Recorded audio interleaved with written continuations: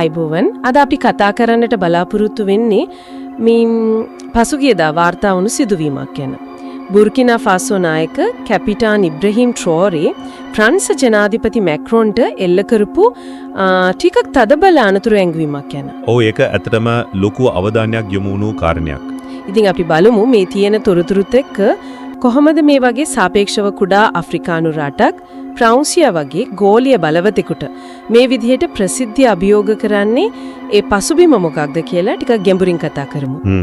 ඇත්ත වශයෙන්ම ඔබ කිව්වා වගේ මේක වාර්තා වෙන්නේ 2025 මේ 20 වගඩුගෝවල තිබුණු හමුවකදී. කැපිටන් ට්‍රෝරේ බොහොම කෙලින්ම චෝදනා කරනවා. මොකක්ද ඒ චෝදනාව? ඔව් කියලෝ ප්‍රාන්සය බුර්කිනා ෆාසෝ අස්ථාවර කරන්න ඔත්තු බලනවා. ඒ වගේම ඒකට ලේඛනගත සාක්ෂිත් තමන් ගාව තියෙනවා කියලා. අර ප්‍රධානම වාක්‍යය තමයි මැක්‍රොන් ආෆ්‍රිකාවට මැදිහත් වෙන්නා වූ ඔහෙලගේ කාලේ ඉවරයි වගේ අදහසක්. ඒක නම් බොහොම කියන්නේ සැර ප්‍රකාශයක්.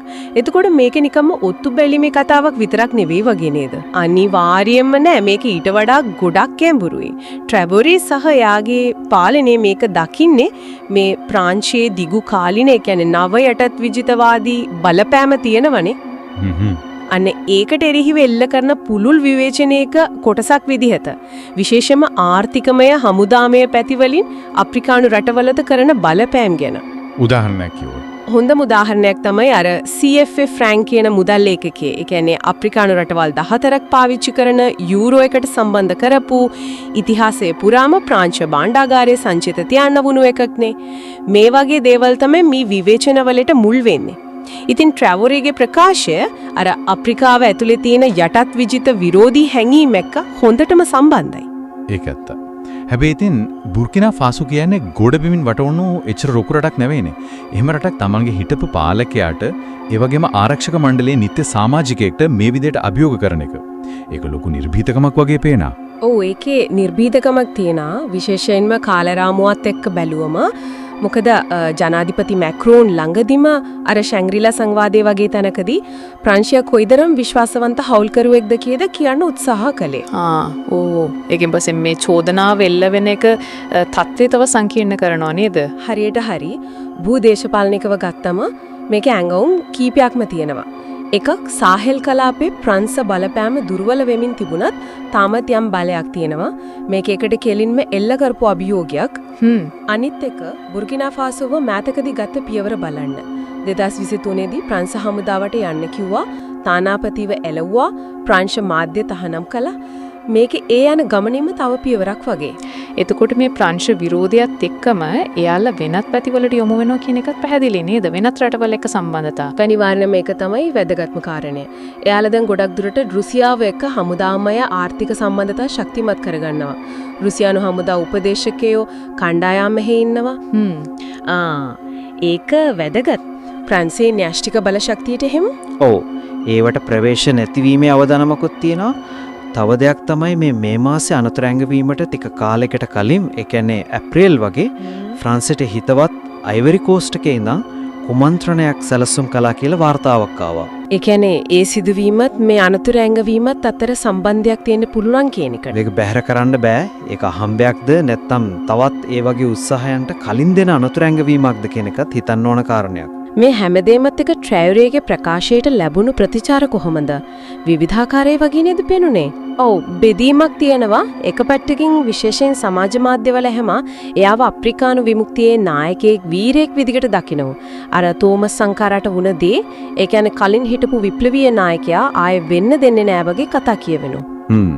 ඉදන්ත් පැත්තෙන් සාක්ෂි කොහෙද කියලා අහන අයත් ඉන්නවා. සමහර විචාරකයෝ කියනවා මේ ප්‍රාංශ විරෝධය පාවිච්චි කරන්නේ රට ඇතුලේ සහයෝගය ගන්න, ඒ වගේම රටේ තියෙන ඇත්ත ප්‍රශ්න. අර අවතන් වෙච්ච මිලියන ගාණක් ඉන්නවා ආහාර අර්බුදේ තියෙනවා. ඔව්, මිලියන 2ක් විතර අවතන් වෙලා මිලියන 6කට වලිය ආහාර ප්‍රශ්න. ඒක බරපතල තත්වයක්. අන්න ඒ ප්‍රශ්නවලින් මිනිස්සුන්ගේ අවධානය වෙනතකට යොමු කරන්න කරන දෙයක්ද කියලාත් සමහරු ප්‍රශ්න කරනවා. හරි.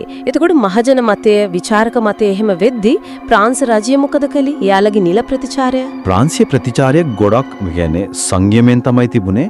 එයාලා නිකන් කිව්වා චෝදනාව ඔප්පු වෙලා නැහැ කියලා. පොටි ප්‍රකාශයක් විතරයි. ප්‍රාන්ස් මාධ්‍ය වලින්වත් ලොකු තැනක් දුන්නේ නැහැ මේකට. ඒකට හේතුව මොකක් වෙන්නේ නැති? සමහර විට තත්ත්වේ තවත් උග්‍ර කරගන්න ඕන නැති නිසා වෙන්න පුළුවන්. නැත්තම් අනවශ්‍ය අපහසුතාවයකට පත්වෙන්න තියෙන අකමැත්ත වෙන්නත් පුළුවන්. එතකොට මේ සමස්තයක් විදිහට ගත්තම මේකෙන් අපිට පේන්නේ මොකද්ද? මේක නිකන් තනි සිදුවීමක්ද නැත්නම් අප්‍රිකානු රටවල් තමන්ගේ ස්වාධීනත්වයෙන් වැඩියෙන් පිනී හිටින අර පරණ බලව්‍යුහයන්ට අභියෝග කරන රුසියාව චීනය වල අලුත් පැත්තවලට යන ලොකු ප්‍රවණතාවක කොටසක්ද? ඒකේ එහෙම වෙන්න ලොකු ඉඩක් තියෙනවා.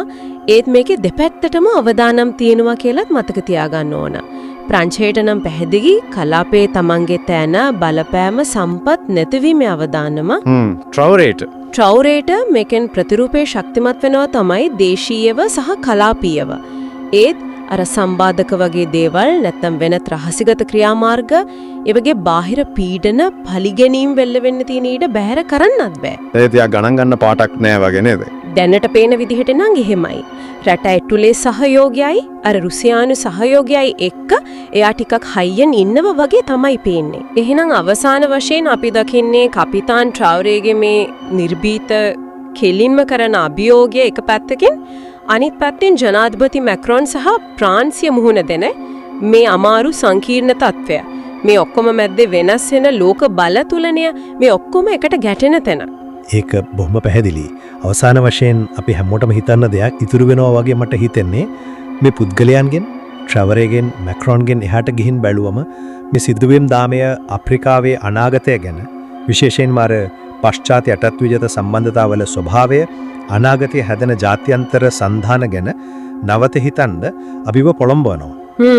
ප්‍රශ්නේ තියෙන්නේ බුර්කිනා ෆාසෝවේ මේ පියවර මුළු මහද්වීපය පුරාම බටහිර බලපෑමෙන් ටිකෙන් ටික අයින්වීමේ ලොකු රැල්ලක් පටන් ගනීවිද නැත්නම් ඒක වේගවත් කරාවිද කියන එක. මේ ගැටුමේ දිගුකාලින ප්‍රතිවිපාක මොනවා වෙයිද කියන එක තමයි බලන්න ඉන්න වෙන්නේ.